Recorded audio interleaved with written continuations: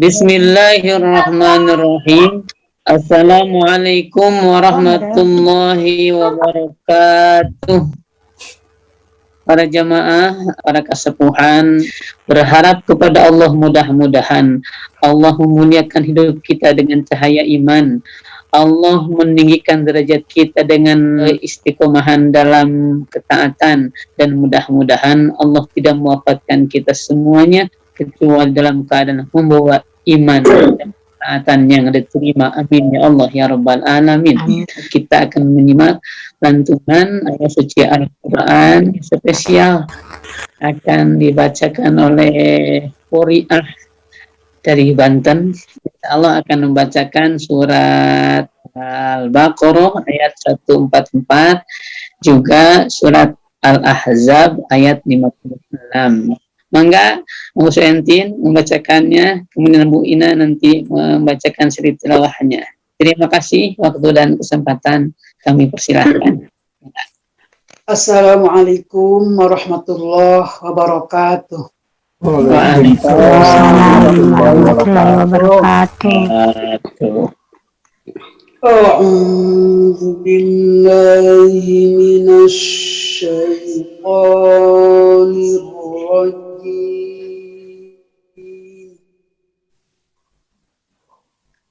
Bismillahirrahmanirrahim. Qad nara taqalluba wajhika fis samaa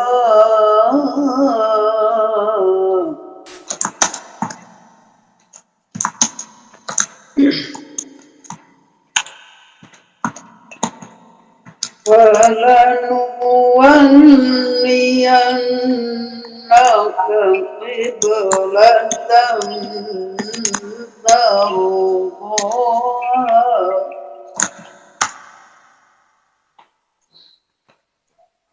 فَوَلِّ وَجْهَكَ شَطْرَ الْمَسْجِدِ الْحَرَامِ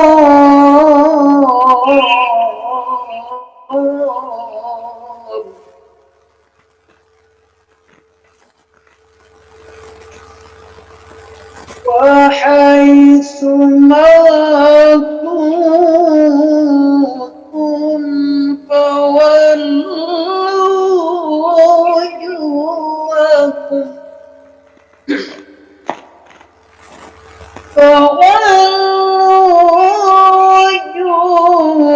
وجوهكم شطره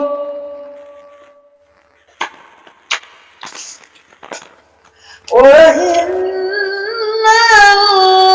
الذين أوتوا الكتاب ليعلمون أنه الحق من ربهم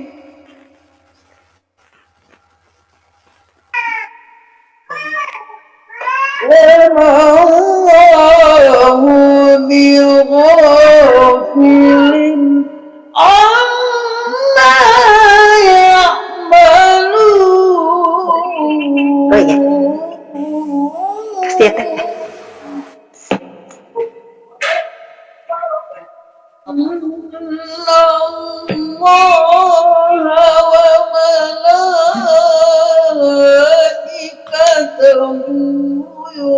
يصلون على النبي يا أيها الذين آمنوا صلوا عليه وسلموا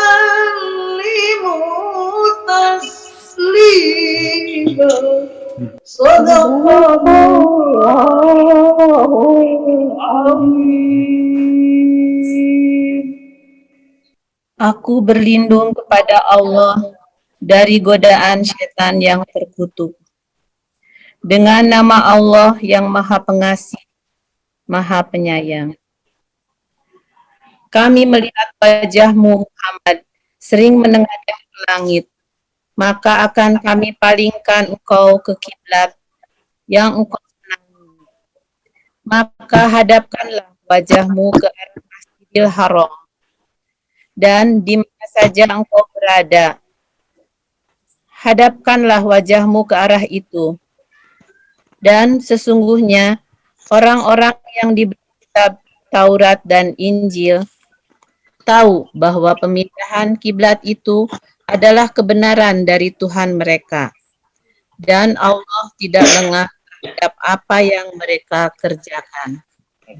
Sesungguhnya Allah dan para malaikatnya bersalawat untuk Nabi. Wahai orang-orang yang beriman, bersalawatlah kamu untuk Nabi dan ucapkanlah salam dengan penuh penghormatan kepadanya. Maha benar Allah dengan segala firman-Nya. Assalamualaikum warahmatullahi wabarakatuh. Waalaikumsalam warahmatullahi wabarakatuh. Alhamdulillah. Terima kasih hatur nuhun. Baik para jemaah, mari kita mengambil hikmah dan pelajaran daripada kajian malam ini tentang peristiwa yang terjadi di bulan Sya'ban. A'udzu billahi minasyaitonir rajim. Bismillahirrahmanirrahim. Allah Subhanahu wa taala berfirman di dalam Al-Qur'an surat Al-Ahzab ayat 56. Innallaha wa malaikatahu yusholluna 'alan nabi. Ya ayyuhalladzina amanu shallu 'alaihi wa sallimu taslima. Shadaqallahul adzim. Sungguh Allah dan malaikat Allah itu bersolawat ke atas Nabi.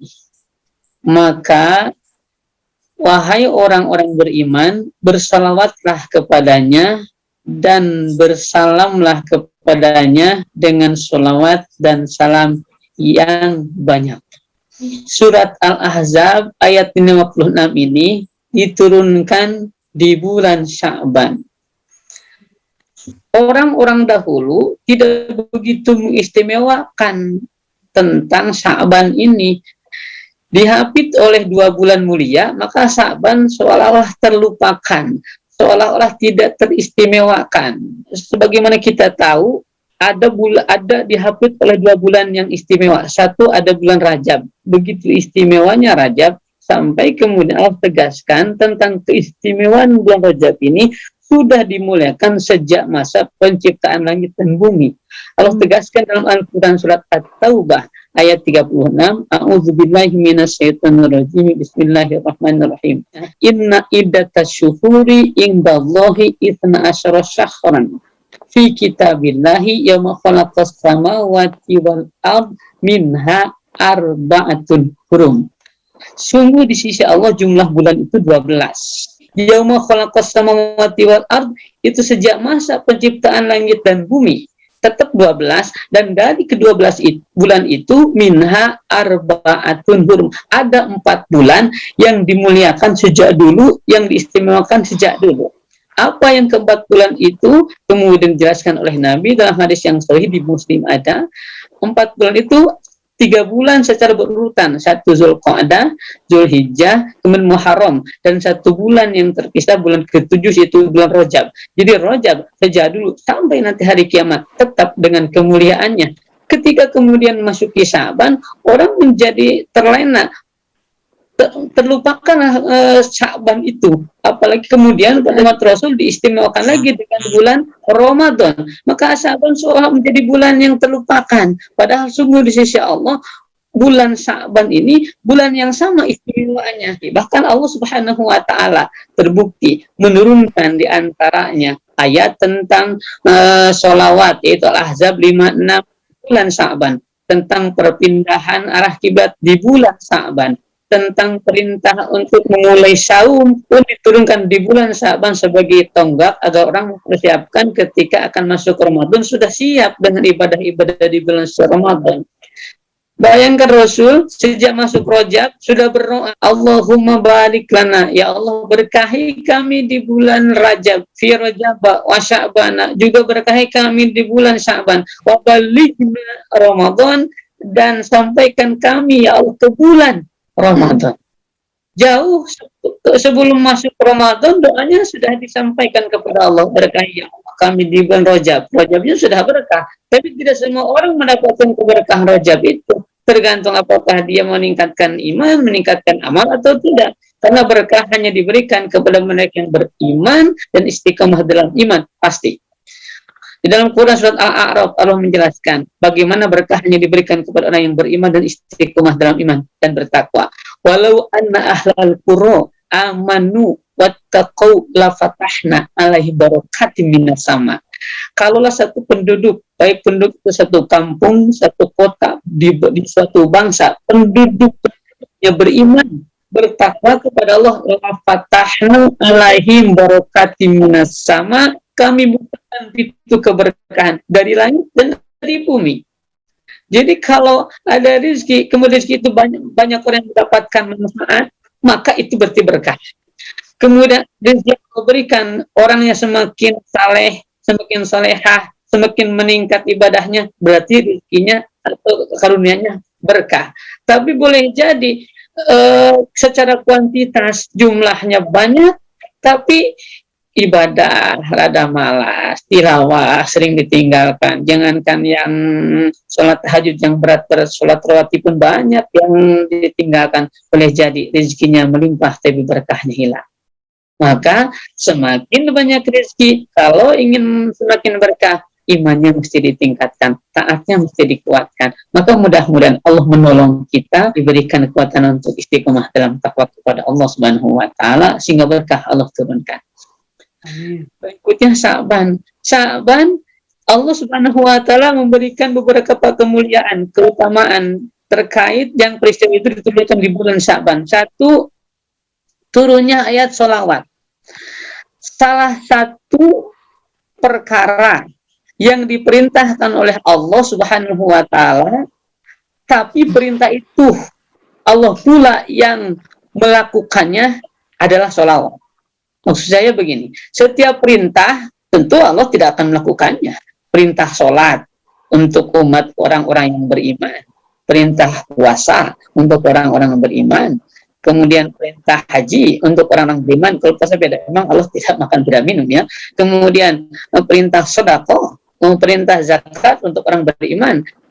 Tapi perintah sholawat, Allahnya sendiri bersolawat, malaikatnya bersolawat, maka perintahnya kepada orang beriman pun mesti bersolawat. Bagaimana tidak? Allah saja bersolawat, malaikat saja bersolawat, bagaimana dengan orang beriman? Maka perintahnya, ya ayyuhalladzina amanu sallu, wahai orang-orang beriman pun kamu mesti bersolawat dengan solawat dan salam yang banyak. Sesungguhnya kalau kita mengibadah dan pelajaran, bukti penegasan Allah tentang kedudukan Rasulullah Muhammad SAW di sisinya. Bagaimana Allah menghormati beliau, bagaimana Allah menghormati Nabi, memuliakan Nabi yang terjadi dengan salawat. Apa salawatnya Allah? Rahmat, menurunkan ampunan, memaafkan Rasul, kalaupun ada kesalahan tapi sudah dimaafkan. Bahkan setiap kesempatan Allah berikan kepada Nabi, rahmat diturunkan kepada Nabi, dan rahmatnya Allah kepada Nabi tidak hanya terbatas dunia ini saja, bahkan nanti rahmatnya akan terasa oleh umatnya nanti ketika di akhirat. Sesungguhnya kami mengutus engkau wahai Muhammad menjadi rahmat seluruh alam. Jangan dibayangkan alam hanya alam dunia saja. Alam itu ada 5. Satu, alam ruh. Yang kedua, alam rahim. Berikutnya alam dunia. Berikutnya alam barzakh. Berikutnya alam akhirat. Dan Rasul diutus menjadi rahmat, dan rahmatnya Nabi dari Allah itu tidak hanya terbatas di alam dunia saja, bahkan nanti akan disampaikan melalui Nabi itu ketika di akhirat. Ya, teringat dalam hadis Sahih Muslim, suatu ketika manusia dikumpulkan di padang mahsyar. Hari itu orang tidak lagi bisa memiliki pakaian, semuanya terlepas pakaian dunia, pakaian kebanggaan, pakaian detail, gelar, kehormatan, apapun. Nah, hari itu orang dikumpulkan dan kemudian orang merasakan bagaimana teriknya, panasnya ketika dikumpulkan di padang mahsyar itu. Orang-orang kemudian mengadu kepada Nabi Adam, wahai Adam, engkau kan manusia pertama, nabi pertama, dan engkau adalah nabi yang di sisi Allah. Barang tidakmu munajatmu pasti diijabah oleh Allah, maka mohon kepada Allah untuk turunkan rahmat yang diringankan keadaan kami saat ini. Mengadu kepada Nabi Adam. Nabi Adam mengatakan kami tidak bisa. Maka kemudian datang kepada Nabi Musa, Nabi Isa, jawabannya sama.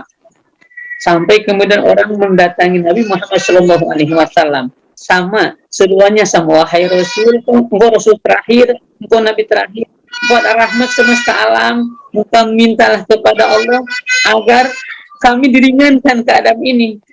Apa yang dilakukan oleh Nabi? Nabi tidak menjawab seperti yang disampaikan senior-seniornya. Nabi Adam, Nabi Nuh, Nabi Isa, Nabi Musa, tidak. Tapi Nabi Muhammad kemudian sujud. Yang lain tidak bisa lagi melakukan sujud. Tidak ada lagi kesempatan untuk bersujud. Tidak ada lagi kesempatan untuk berdoa. Tidak lagi kesempatan untuk bermunajat. Tapi Nabi sujud.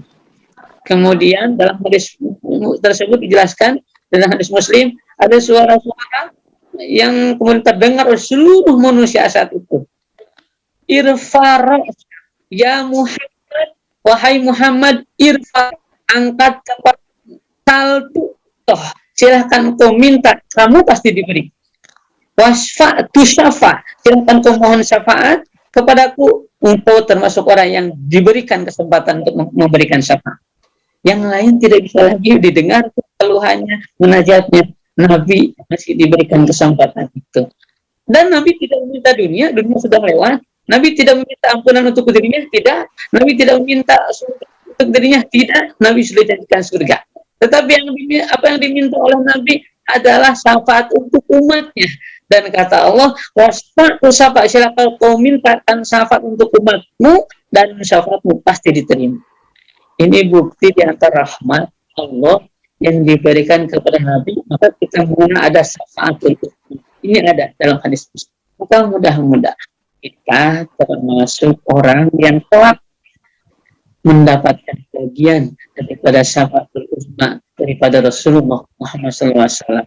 Kemudian harus bagaimana? Kan begitu masalahnya. Kalau kejadian itu pasti terjadi, hanya masalahnya kita harus bagaimana.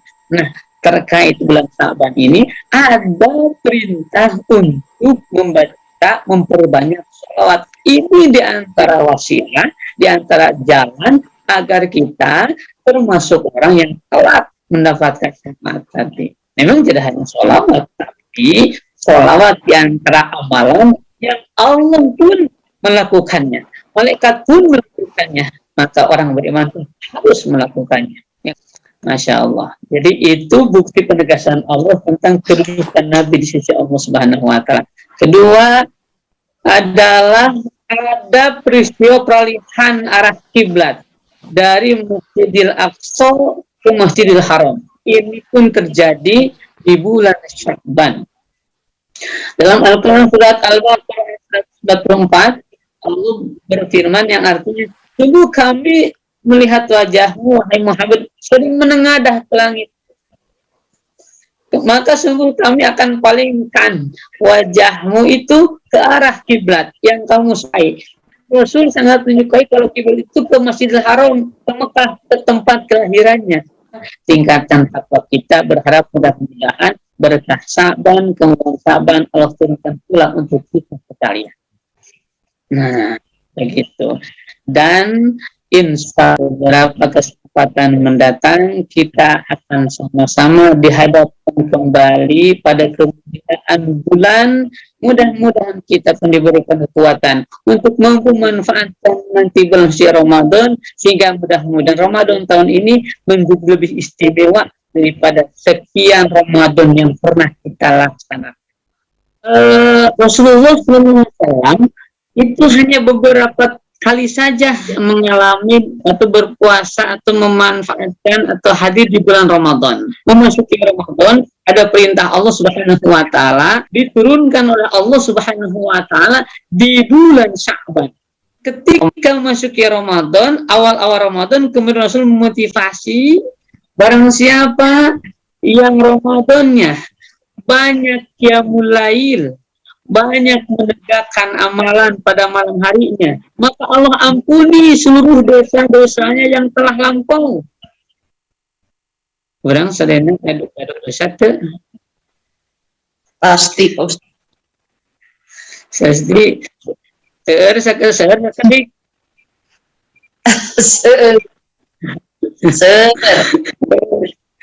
Ini ada yang terus deh jika nama seur atau nabi seur pisan. Repotnya.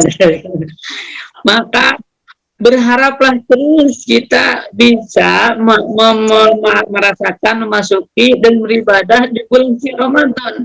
Ini salah satu media, salah satu karunia dari Allah besar buat kita untuk menghilangkan dosa-dosa kita.